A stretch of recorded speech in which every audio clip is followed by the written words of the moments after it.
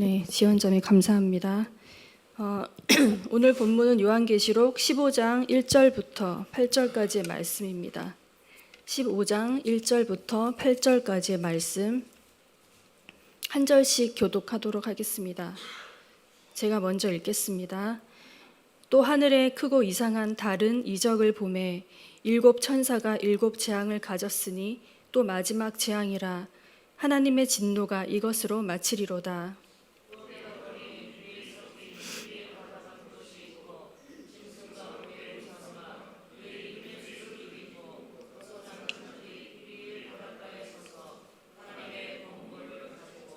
하나님의 종 모세의 노래 어린 양의 노래를 불러 이르되 주 하나님 곧 전능하신 이시여 하시는 일이 크고 놀라우시도다. 만국의 왕이시여 주의 길이 의롭고 참되시도다.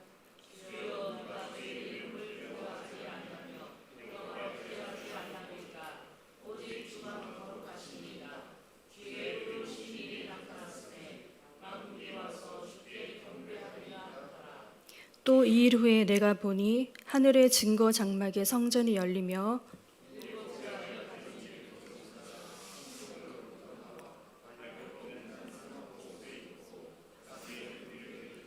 내 생물 중에 하나가 영원토록 살아계신 하나님의 진노를 가득히 담은 금 대접 일곱을 그 일곱 천사들에게 주니 다 같이 읽으시겠습니다. 하나님의 영광과 능력으로 말미암아 성전의 연기가 가득 차매 일곱 천사의 일곱 재앙이 마치기까지는 성전에 능히 들어갈 자가 없더라. 아멘. 네, 오늘 말씀은 어제에 이어서 계시록 15장 말씀인데요. 오늘 말씀을 한마디로 요약하라고 한다면 마지막 심판을 이긴 성도들이 부르는 노래라고 이야기할 수 있을 것 같습니다. 사실 이 계시록 말씀이 읽기도 쉽지 않고 듣기에도 쉽지 않은 말씀입니다. 특히 현재를 살아가는 저희가 읽기에 어려운 말씀들이 또 이해하기 어려운 내용들이 많이 있습니다. 그래서 좀 지금까지 봤던 내용을 같이 잠깐만 요약을 하면 좋을 것 같은데요. 지금까지 내용을 세 부분으로 살펴보면 세 가지로 살펴보면 일단 첫 번째는 처음에 일곱 교회들에게 편지를 보냈던 내용이 나옵니다. 하나님에 대한 첫사랑을 잃어버린 교회들에게는 그 첫사랑을 회복하라고 하시면서 회개를 촉구하는 말씀이 있기도 했고요. 또 어려운 환경에서 꿋꿋하게 성도담을 잃지 않고 신앙을 지켜나가며 사명을 감당하는 교회들에게는 하나님이 그들의 신앙을 칭찬하시기도 했습니다. 그러면서 동시에 교회들에게 하셨던 말씀들이 있는데요. 그 부분을 제가 읽어드리도록 하겠습니다. 2장 8절에서 너는 장차 받을 고난을 두려워하지 말라. 마귀로부터 시험과 환난을 받으리라. 네가 죽도록 충성하라. 그리하면 내가 생명의 관을 내게 주리라. 3장 5절 이기는 자는 이와 같이 흰 옷을 입을 것이요 내가 그 이름을 생명책에서 지우지 아니하고 또 3장 12절에서는 이기는 자는 내 하나님 성전의 기둥이 되게 하리니 하나님께로부터 내려오는 새 예루살렘의 이름과 나의 새 이름을 그 위에 기록하리라. 3장 21절 이기는 그에게는 내가 내 보좌에 함께 앉게 하여 주기를 내가 이기고 아버지 보좌에 함께 앉은 것과 같이 하리라. 그러니까 교회마다 주신 편지 내용이 다르기는 한데 예수님께서 동일하게 하신 말씀이 있었고 그걸 요약을 하면 앞으로 교회들에게 성도들에게 고난과 환난이 따를 텐데 너희 성도들은 믿음으로 그 고난을 잘 견디고 있어라. 내가 속히 올 것이다. 그 모든 어려움을 견디는 자에게는 하늘 보좌에서 상급이 주어질 것이다 라고 동일한 말씀을 하나님께서 허락하셨습니다. 다시 말하면 믿음으로 살아가는 성도들에게 앞으로 고난이 주어질 것이고 그 또한 그 고난을 믿음과 인내로 잘 이겨내라 라고 말씀을 주셨다는 것입니다. 이제 그 말씀 이후에 교회들에게 편지가 주어진 그 이후에 두 번째로 이제 사도 요한이 세상 끝에 어떠한 심판이 이어질지 그 어마어마한 장면을 목격하게 됩니다. 지금까지 읽었다시피 하늘 보좌에 계신 하나님 또 하나님을 목격하고 또 하늘 보좌에 계신 어린 양께서 두루마리를 취하심과 동시에 7인을 떼시면서 7임과 7나팔의 심판이 하나씩 진행이 되어 왔습니다. 그 심판들이 차례대로 진행되면서 땅에 있는 성도들과 하나님께도 돌이키지 않은 자들이 어떤 심판의 결과에 놓이게 되는지도 동시에 보여지게 됩니다. 하지만 그 심판이 사단의 어떤 권세에서 이루어지는 것들이 아니라 하나님의 주관하에 하나님의 허락하에 진행되었다는 사실도 함께 언급이 되었습니다. 또한 그 심판 가운데서 중간에 계속 나왔던 내용이 또한 뭐냐면 하나님이 자기 백성, 성도, 교회들을 어떻게 보호하실지에 대해서도 이 계시록에 나와 있었습니다. 그렇게 심판의 마지막을 향해 가다가 사단은 땅에 남아있는 성도들을 미혹하기 위해서 어린 양이신 예수 그리스도의 죽으심과 부활하심을 흉내내기까지 하면서 성도들을 미혹합니다. 그조차도 하나님의 허락하에 어떤 시한부적인 기간 동안 남아있는 성도들과 싸움을 벌이는 어떤 그런 장면들이 나왔습니다. 그러나 결국 생명책에 이름이 기록되지 못한 자들만이 적그리스도에게 경배하게 되고 그러나 참 성도들은 인내와 믿음으로 그 싸움을 싸우고 승리하고 그렇지 못한 자들은 어제 내용처럼 낫으로 배임을 받는 파국을 맞게 되었다는 것이 어제까지의 내용이었습니다. 그리고 마지막 요한계시록의 세 번째 내용이 오늘부터 시작이 되는데요. 세 번째로 접어드는 내용은 구원을 받은 성도들과 그렇지 못한 자들이 마지막에 어떤 심판을 받는지 그런 모습이 이어지게 됩니다. 그래서 오늘 함께 나눌 15장에서는 지금까지의 그 혹독하고 피비린내 나는 심판에서 살아남고 구원을 받은 성도들이 천상에서 하나님께 감사하며 노래를 부르는 장면으로 이어지게 됩니다. 그것이 오늘의 내용입니다. 이 내용에 대해서 사실은 사도 요한이 앞에 11장 2절과 3절에서 먼저 언급을 했는데요. 어떻게 언급을 했는지 11장 2절에 보시면 이렇게 나와 있습니다. 내가 하늘에서 나는 소리를 들으니 내가 들은 소리는 검은 고 타는 자들이 그 검은 고를 타는 것 같더라. 그들이 보좌 앞과 장로들 앞에서 새 노래를 부르니 땅에서 속량함을 받은 14만 4천 외에는 능히 이 노래를 배울 자가 없더라라고 나와 있었습니다. 그리고 나서 오늘 2절과 3절에 이렇게 나와 있습니다. 2절과 3절을 저희가 같이 읽도록 하겠습니다. 2절과 3절 시작. 또 내가 보니 불이 섞인 유리바다 같은 것이 있고 짐승과 그 우상과 그의 이름의 수를 이기고 벗어난 자들이 유리 바닷가에 서서 하나님의 검은 고를 가지고 하나님의 종 모세의 노래 어린 양의 노래를 불러 이르되 아멘.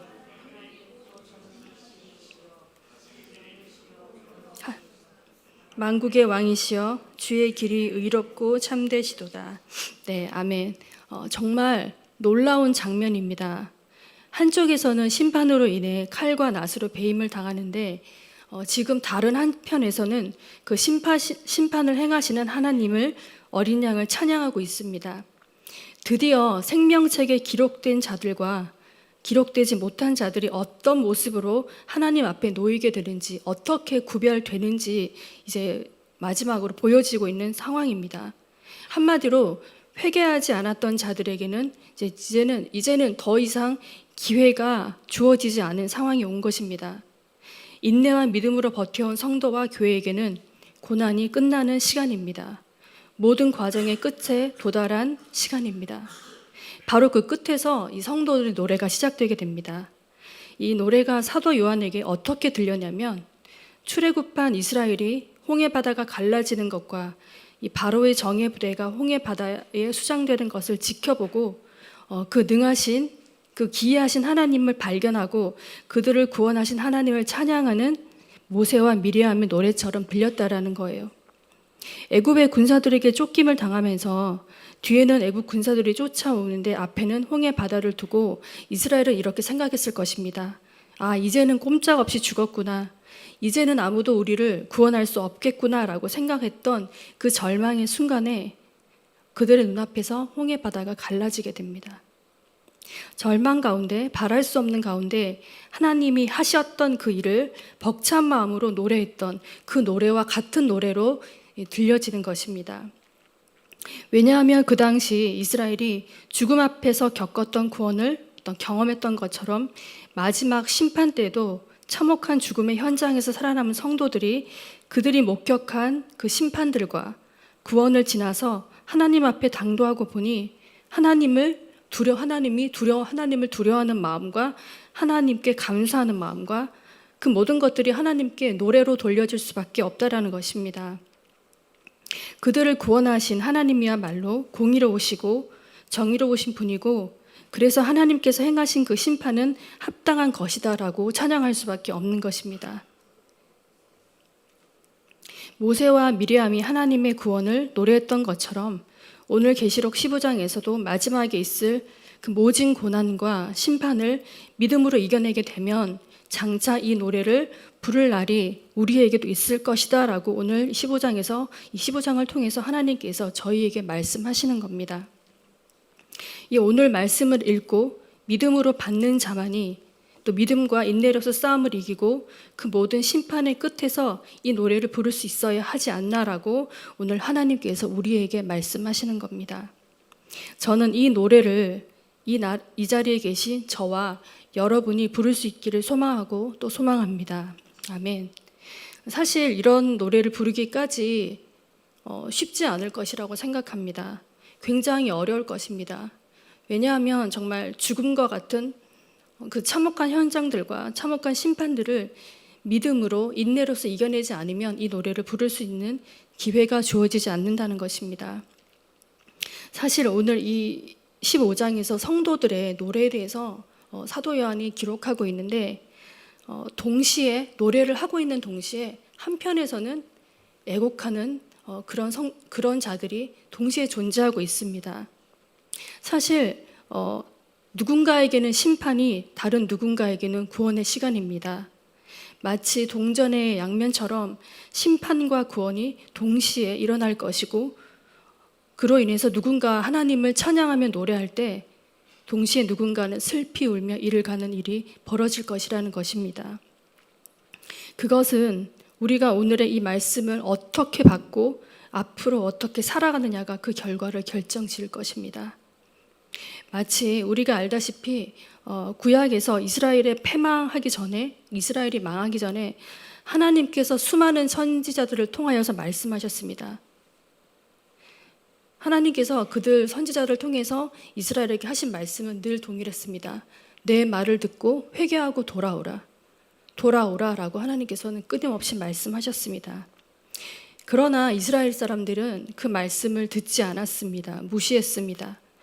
우리가 성전 안에서 예배만 드리면 됐지, 우리가 하나님께 헌금만 잘하면 됐지, 우리는 성전 안에 있으니까 우리는 무사할 거야, 심판은 이방 사람들에게 해당하는 것이지 나하고는 상관이 없어, 우리에게는 해당 사항이 없어라고, 또 아직 종말이 오려면 멀었지 라면서 그들의 모습을 회개하지 않고 그들의 생각에 옳다고 생각하는 대로 살았습니다.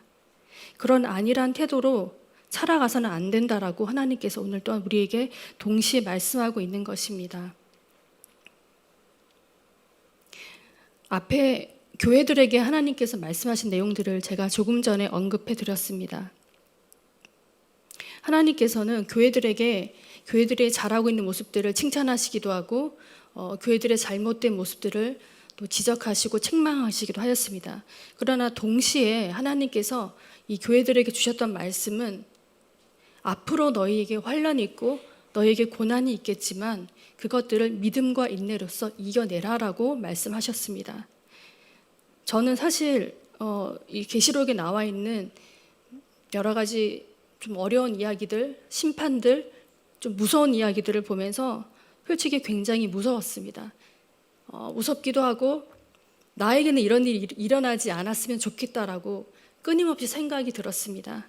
하지만 또한 예수 그리스도께서, 하나님께서 성도인 우리에게, 교회인 우리에게 믿음으로 우리가 하나님의 구별되어진 백성으로서 어떻게 살아야 하는지를 말씀하는 것이라고 생각합니다. 사실 성경 한 권을 통하여서 하나님이 하셨던 말씀은 내가 너희의 하나님이 되고 너희가 나의 백성이 되는 것이, 그것 하나만을 하나님께서는 꾸준히 말씀해 오셨습니다.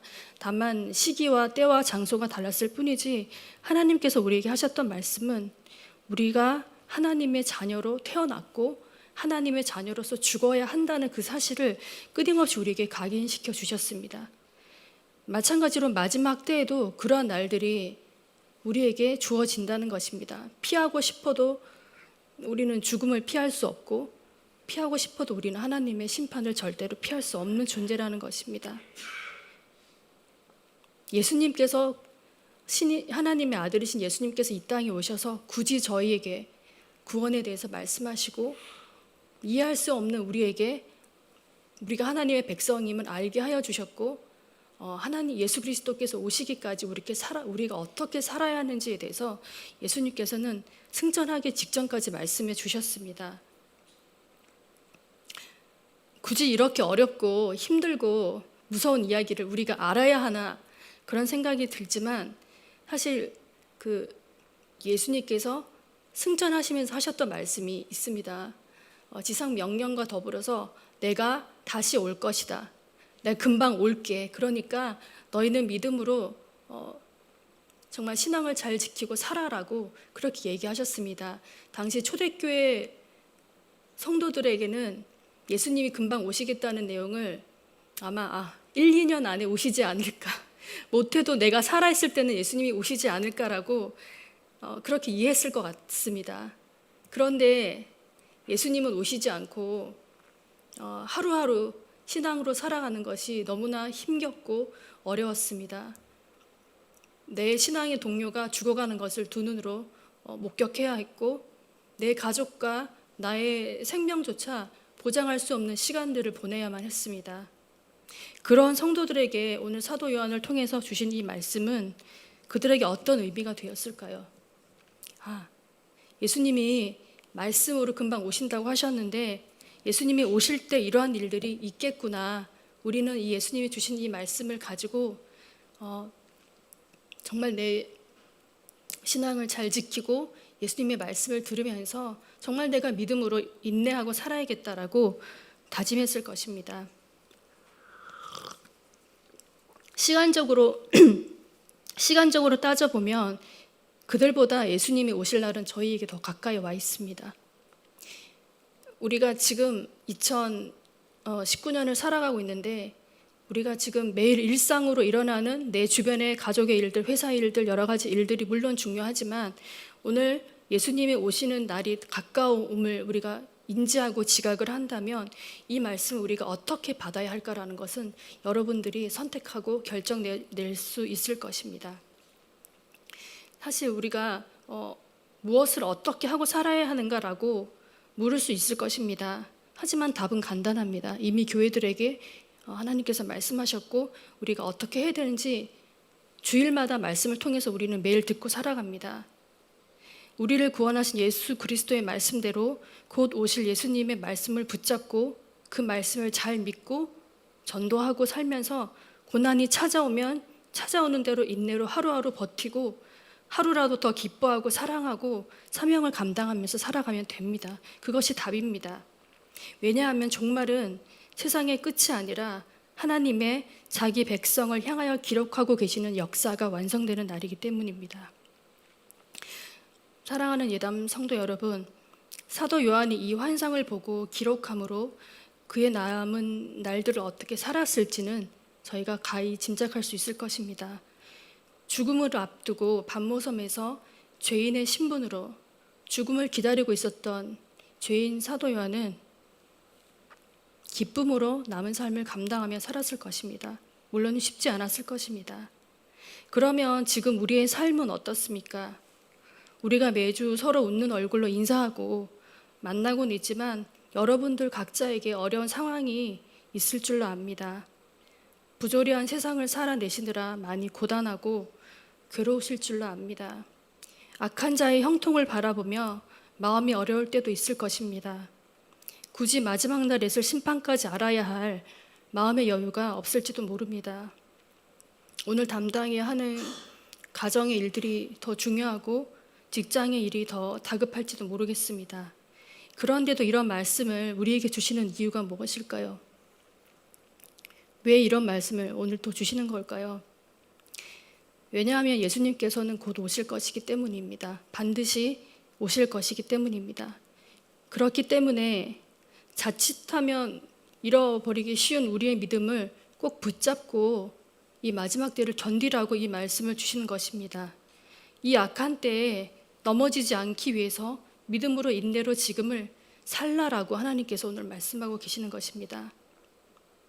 정말로 마지막 때에는 누군가는 어린 양을 찬양하며 노래를 부를 때가 있을 것이고 누군가는 슬퍼하며 울 때가 반드시 오기 때문입니다. 사랑하는 성도 여러분, 우리 모두가 세상의 하나님의 구별된 백성임을 기억하시기 바랍니다. 오늘 이 말씀을 믿음으로 받아서 구별된 삶을 더욱더 힘있게 살아가시기 바랍니다. 그리하여 그 노래를 기쁨으로 부르는 날이 여러분과 저에게 임하시기를 주님의 이름으로 축원합니다. 이제 기도하실 때 오늘의 말씀을 붙잡고 이기는 마지막까지 저희가 이기는 성도가 되게 해달라고 기도하시고 또한 중국에서 이제 사명 감당하고 계시는 손 목사님 귀국하실 때까지 건강 지켜달라고 또 안전을 지켜달라고 기도하시기 바랍니다. 주님 이름 한번 부르고 우리 함께 기도.